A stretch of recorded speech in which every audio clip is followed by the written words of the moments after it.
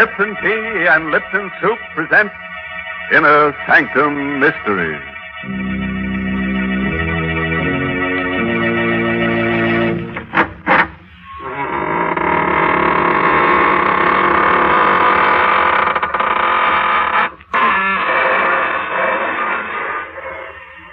Good evening, friends of the Inner Sanctum. This is your host to welcome you through the squeaking door for another half hour of lovely chills and shudders. Oh, before we begin tonight, I'd like to give you a word of advice. If you should ever walk through a cemetery at midnight and come face to face with a transparent personality floating above a tombstone, don't be frightened.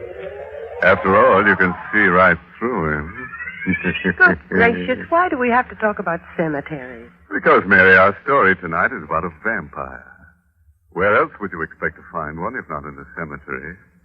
In the Vampire State Building? Well, suppose you go wait in that closet there and talk to the skeleton while I have a word with our Lipton listeners about one secret of success. You know, folks, when a Hollywood actress climbs up to stardom, it's usually because there's something different about her personality. And that's true of other success stories. Lipton Tea, for example, is the largest selling brand of tea in the world because it's different from other teas. Lipton's has that wonderful hearty flavor the tea experts call brisk, which means it's bright and zestful in taste, never wishy-washy or flat. Now, don't take my word for it. Compare Lipton's to other teas yourself. That's the real way to discover Lipton's rich, full flavor, Lipton's extra flavor that brings you all the goodness of a superb tea. It's full-bodied and satisfying, with a smooth, mellow tang that brings you real enjoyment. So pour yourself a cup of Lipton tea, folks, and then see for yourself what a difference that brisk flavor makes. That's fine, Mary, but quietly, my dear. Why the whisper, Mr. Don't make too much noise, or you'll wake the dead. And we don't want to do that because tonight's story is called The Undead. It's an original radio play by Milton Lewis. Yes, and our star tonight is Anne Seymour, who plays the role of Diana. I was alone here in the penthouse sleeping. The doors leading to the terrace were open. Suddenly, I was awakened by a queer, whirring noise that sounded like the flapping of wings. I opened my eyes. Moonlight filled the room. It was one of those clear, cloudless nights. But the winds moaned and howled like weeping women. Somewhere, a dog howled. I sat up, peered into the green light of the moon. Seeing nothing at first. I lay down again. My eyes were half closed. And I heard it again. The sound of wings beating on the air. Told myself it was nothing. Until out of the queer green shadows that surrounded me like a mist, I saw a pair of blood-red eyes close to my face. No, they weren't human eyes. They were rimmed with green. And they glittered like glass in the dark. I looked closer. Too frightened to move. Too terrified to cry out. The thing that seemed to be flying round my head looked like a bat. Yet it wasn't a bat. Suddenly it floated down. I felt soft fur on my neck. And my throat was pierced with a sharp, terrible pain. I started screaming, "Let me go! Let me go! Richard! Where are you, Richard? Richard!" Go on, Diana. When I felt their arms around me, I knew I was safe, Richard, but it was the most horrible dream I ever had. Yes, I know, darling. You were hysterical. What do you think it meant? Well, nothing. Nothing, of course, dear. Everyone has nightmares like that sometime or other. But it was so vivid. I could almost swear it happened just as I told it to you. Now, Diana, do you really believe you've encountered a vampire? I know it sounds ridiculous, darling. Listen, baby, you're living in New York City on top of an 18-story building. This is 1945, not the Middle Ages. Well, the whole notion is just rubbish. I tried to tell myself it was nonsense, too. But somehow... Oh, Richard, I want to get out of this place. But why? I don't like this apartment. There's something evil, sinister here. I've always felt it. And listen. Listen to that wind. The wind howls around here all the Well, time. naturally, it's a penthouse, and it catches the winds from the river. You hear that?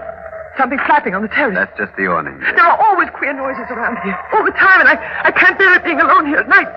Richard, please don't let me stay here alone tonight. I can't stay with you, darling. I've got to go to the theater. I don't want you to go there, please. Let your understudy take the part tonight. Take me away from here. Far away where it's warm and there's sunlight. Diana, you don't know what you're saying, dear. I can't give up my part in the show. Of course. Of course. Oh, darling, forgive me, please. I'm sorry I ever mentioned it. You do forgive me, don't you, Richard? Say you do. Why, of course. You're just upset over this silly dream. I know. I won't mention it again. You're okay, baby. Well, it's 10 to 8. I'd better get going. Want to come with me? Yes. No. Well, I'm going to stay here. But if this place frightens you... That's just why I'm going to stay. And alone. I'm going to beat this thing. Somehow. That's better, darling. Much better. Here's your coat. Right. And you'd better take your scarf. It feels chilly. Richard. Hmm? I said I won't mention it again, but there's one thing more I have to tell you. That the face of that thing in my dream, it was your face. Diana, in the name of I won't heaven... talk of it anymore, I promise you, darling. I didn't mean to upset you just before you went to the theater. Just kiss me, dear. I'll be all right. I'll be all right. Diana... Good night, dear. I'll be waiting when you get back.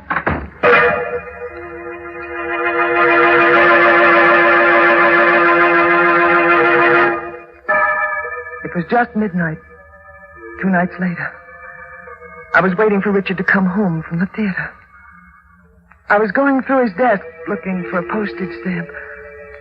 And I found something that turned my blood to ice. It was a newspaper clipping dated 10 years ago. The picture of a man, and under it the caption, "Prominent real estate operator Richard Barker, found dead of a sudden stroke." I looked at the picture again. There could be no doubt of it. It was Richard. I read further. The deceased will be buried at Woodlawn, Greenlawn Cemetery after services in the Westland Funeral Chapel. Good evening, Diana. Richard, Why, what's the matter? You seem startled. I didn't hear you come in. Have you been brooding again? No, Richard. Of course not. Well, how do you feel tonight? Not very well. Weak? Weak, sleepy, ill. Well, no wonder. You've hardly been eating a thing. And I know that you never catch a wink of sleep. I told you I can't sleep in the daytime as you do. As you do. Why are you staring at me like that? Why? Why do you sleep in the daytime? I've been doing it for years. Years. What's so terrible about that? Most theatrical people do. We live and work at night. Yes, I know. Really, Diana, what is the matter with you? Nothing. You think I'm losing my mind? Well, I don't know what to think. Why are you pretending? Pretending what? That you're something other than what you are. Because I know what you are, Richard. Really? I found out. This clipping I found in your desk, it tells how you died. That clipping. Oh, that. Why are you laughing? Well, you see, it's a joke. It's a gag. One of my pictures was sent to the papers, publicity for a new play, you know.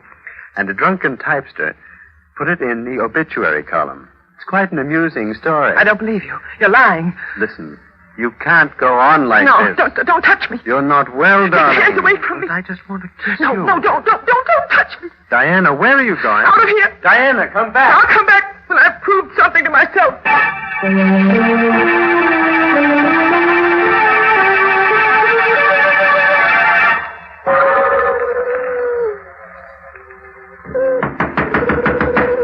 Is there anyone there? What do you want, ma'am? I'm sorry to wake you up. Are you the caretaker here at Greenlawn? Many years, ma'am. I want to see the grave of Richard Barker. Who are you? Diana Barker. His wife. But it's 1 a.m, Mrs. Barker. I know what time it is. I want to see the grave. No one comes at a time like this. Please, will you tell me? Perhaps this will help $10. for disturbing you. All right. You take the path in back of my house. Turn to the right. Have you a flashlight? I brought one from the car. It's only a short way, but it isn't a grave, ma'am. It's sort of a tomb. Thank you. I'll find it. You want me to come with you? No, I've troubled you enough. Good night. Good night. Somewhere, an owl was howling, as though warning me not to go on with this insane adventure. But I knew I had to continue. I had to be certain. I followed his directions along the path of the cemetery. The moon poked yellow fingers through scudding clouds, as though showing me the way. I was frightened, terrified. There's nothing to fear from the dead. I kept telling myself that to keep up my courage. The dead. Perhaps they were right. There was nothing to fear from them. But the undead. There it was. A tomb. The inscription was clear. Here lies Richard Barker, born May 7th, 1890. Died September 4th, 1935. There was a lock on the door. It was old and rusty. I'd come this far. I made up my mind. I picked up a stone. Smashed the lock.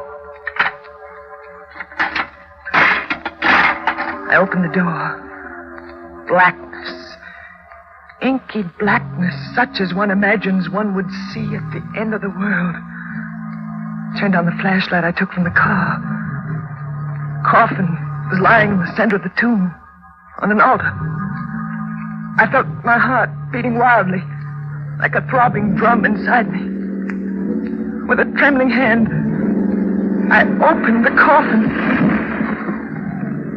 I looked down on a ghastly white satin lining. That was all there was in the coffin. There was nothing else. It was empty. I looked up. There was a face staring at me in the shadows of the tomb.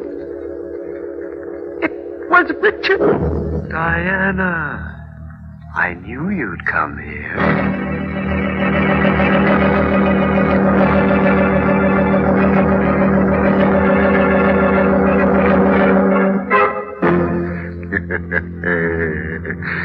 Well, friends, that just goes to show that an empty coffin makes the most noise.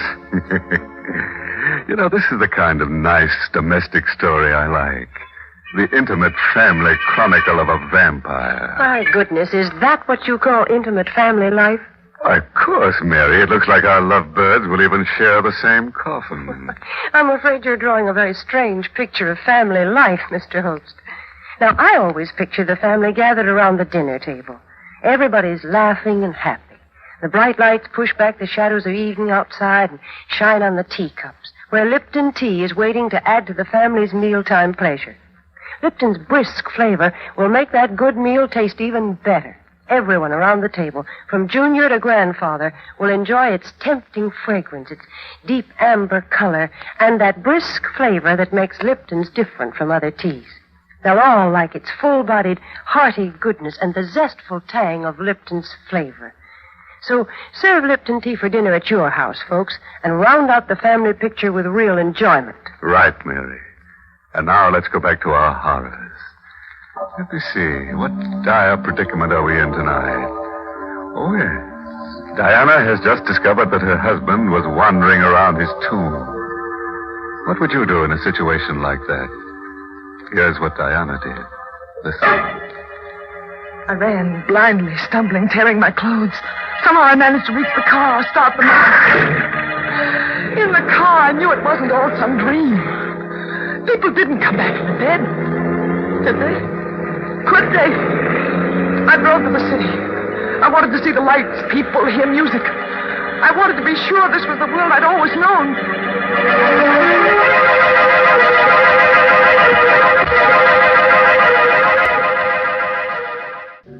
I tried to think. I tried to reason. I tried to understand what had happened to me. Because I knew something was happening to me. Something that I dreaded. I was becoming like them. Like Richard. I felt strange cravings. Desires that I didn't dare think of. Excuse me, Mrs. Barker. Oh, May I sit with you? I don't believe I know you. But perhaps not. Does it make any difference? No. No, it doesn't. Please sit down. Thank you. I'm glad you came over. I'm glad to be able to talk to anyone tonight. I've been watching you for the last 10 minutes. Have you? You look very strange tonight. How do you know me? We all know each other. We? Yes. You realize you'll be dead soon. Dead? At least what they call dead. You know what's happened? Oh, yes, of course. I've seen it happening for weeks. Your face became paler and paler. It will not be long now. You will become one of us. I don't want to. It's not in your hands. It isn't true. It can't be true. It's quite true. Many of us have gone on for hundreds of years. Those who sustain us become like us. And I... There is no escape. No, I don't believe it. Don't you feel it? Blood. That strange desire. Yes. There. You see? I don't want to. I once tried to fight it, too. It's no use. I'm going away. For always. So you can't reach me. I'm going now where no one can reach me. Waiter! Waiter! Will you help me here? There's been an accident.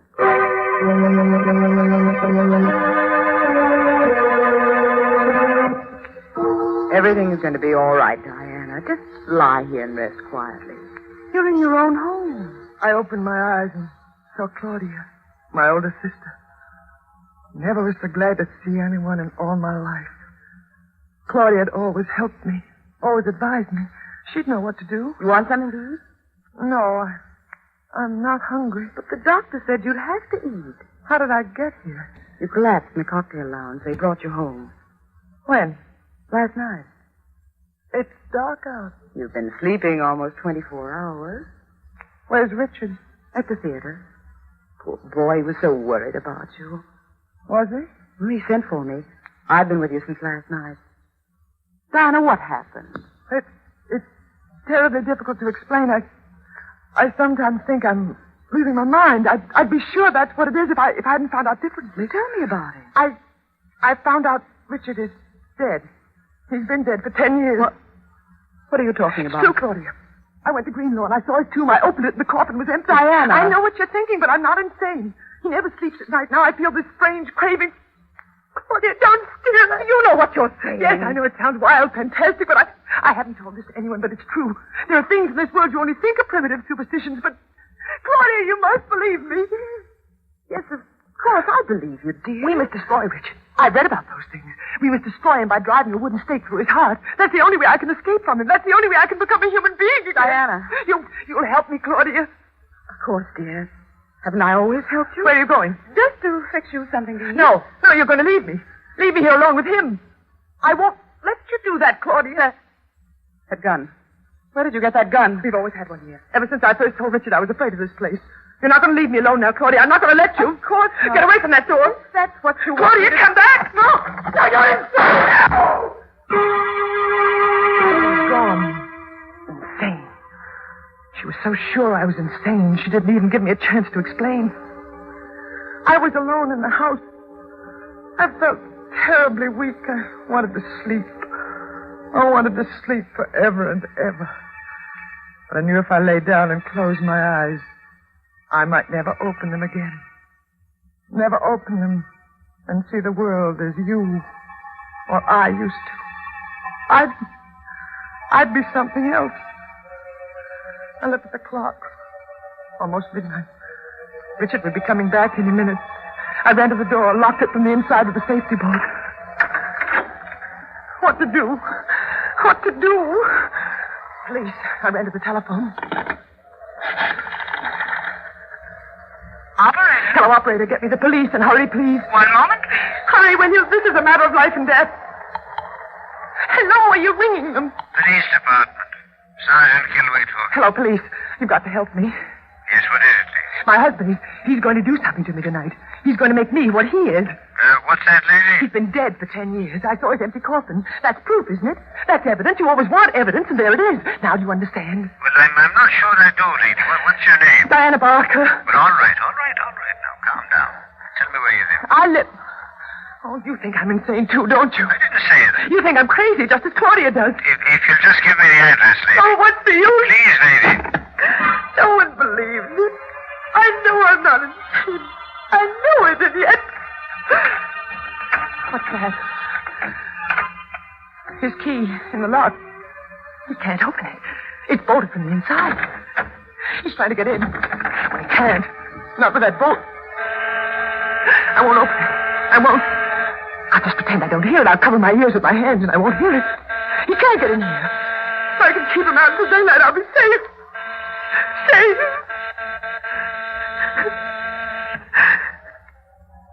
Suddenly, the doorbell stopped. I knew he hadn't gone away. I could feel him near me. But he couldn't get in. No, he couldn't get into the penthouse. There was no way to get in unless he came through the terrace. And there was no way to get on the terrace unless he could fly. Fly. The wind was screaming. When I turned to look at the French doors leading to the terrace, it was impossible. He couldn't. And yet, he couldn't. And yet, suddenly the doors burst open. The wind blew through the house like a cyclone. The air framed in the double doors. Stood Richard. Why didn't you let me in? How did you get out on the terrace? Never mind. What are you doing with that gun? Don't come near me, Richard. Diana? Go away. Go away and leave me alone. Give me that gun. No. I'm warning you, Diana. You'd better give it to me. If you take another step toward me, I'll fire. Diana. You see? The bullets. They didn't harm you. No. But I didn't miss. No. It's empty. You see? It didn't do any good. What are you going to do? I'm going to put an end to this once and for all, Diana. An end? And I've prepared for this. I have a knife. You see? Richard. Don't be afraid, Diana. You won't quite die. No, don't. Come here, Diana. No, Richard, no. You're no. making too much trouble while you're alive. Help me, someone! Let go of me! No! I saw the knife over my throat. I beat at his chest with the empty pistol. Then, just before everything became black, I saw 3 flashes of lightning.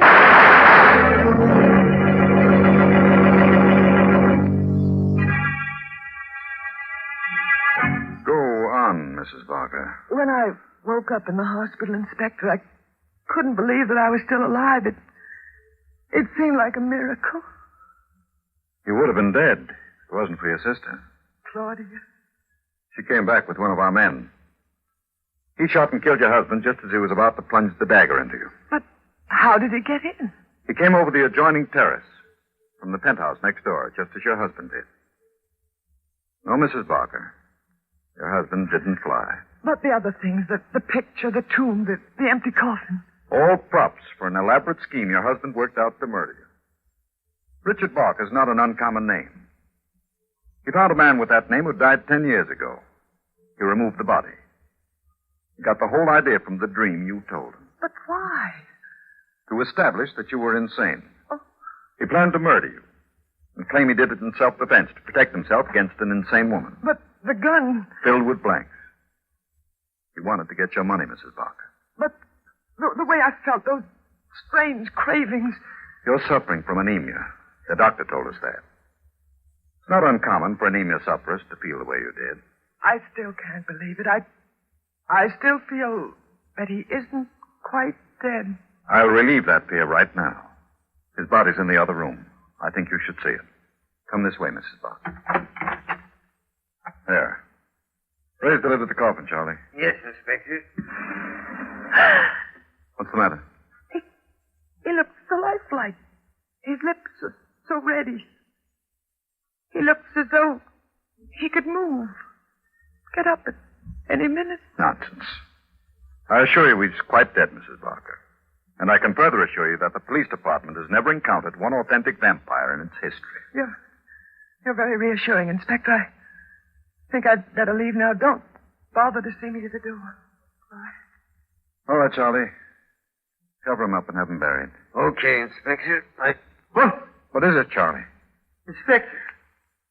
Maybe I'm nuts, but I could swear that I saw him move. Oh, nonsense. Close the lid. It's getting dark, Charlie. Sun sure goes down quick these winter days.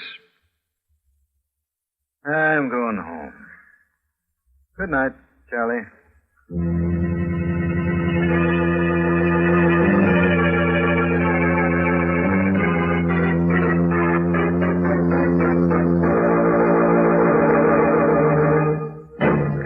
Well, friends, do you think Richard is really dead? Oh, that's something for you to sleep on when you go to bed tonight. Oh, and by the way, we have a moral for tonight's story. Yes, it's taken from a diary of Miss Delirium Tremens, who once said, "Never marry a vampire. He may turn out to be 500 years old without a social security number to his name. How can a girl have any fun going around with a guy like that?" Well, Mr. Host, I don't think that's a serious problem. I'm positive that no girl will ever meet a vampire, much less marry one. Ah, but you can't be sure, Mary. The safest thing is to drive a wooden stake through your husband's heart. Yes, if he dies, then he must be a vampire. Oh, such foolishness. Let's forget all this talk about vampires, because I want to tell the folks about something wonderful that's going to happen next week. And next Tuesday's Christmas, you know. So instead of our usual mystery thriller, Inner Sanctum will bring you a tender and beautiful Christmas play called The Littlest Angel. And our star will be that great and beloved actress, Helen Hayes. There's a lovely musical score specially written for The Littlest Angel. And the play is one your whole family will enjoy, especially the youngsters. Perfect entertainment for Christmas night. And of course, you won't want to miss Miss Helen Hayes' performance. So be sure to tune into this station at the regular Inner Sanctum time next week. I promise you, The Littlest Angel, starring Helen Hayes, and brought to you by the makers of Lipton Tea and Lipton Soup, will be the crowning pleasure of your Christmas day. That sounds great, Mary. You know, Christmas is really wonderful. There's something about it that gets even the most hardened characters. Oh, by the way, this month's Inner Sanctum mystery novel is The Fearful Passage by H.C. Branson. And don't forget what Mary told you, friends. Next week, we'll bring you Inner Sanctum's special Christmas program, directed by Hyman Brown and starring Helen Hayes, America's First Lady of the Theater. There'll be no gore, no chill. Not even one little murder, believe it or not. The holiday spirit is getting even us. So be sure to join us next Tuesday. Meanwhile, I'm going to do my Christmas shopping.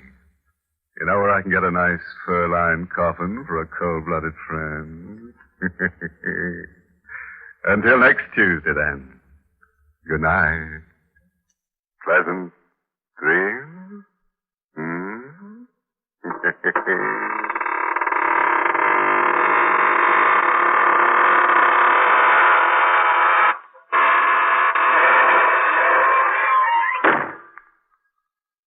Folks, these busy days, we all want to save time when we prepare meals, and yet we don't want to sacrifice that good homemade taste.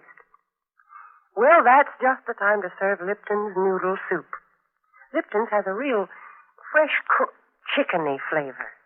It tastes like the chicken noodle soup you'd make right in your own kitchen, and yet it takes almost no time at all to prepare. And Lipton's is economical, too. It costs less and makes lots more than canned soups. So don't forget to try Lipton's Noodle Soup Mix. And remember to tune in next Tuesday night for Inner Sanctum's special Christmas show with Helen Hayes.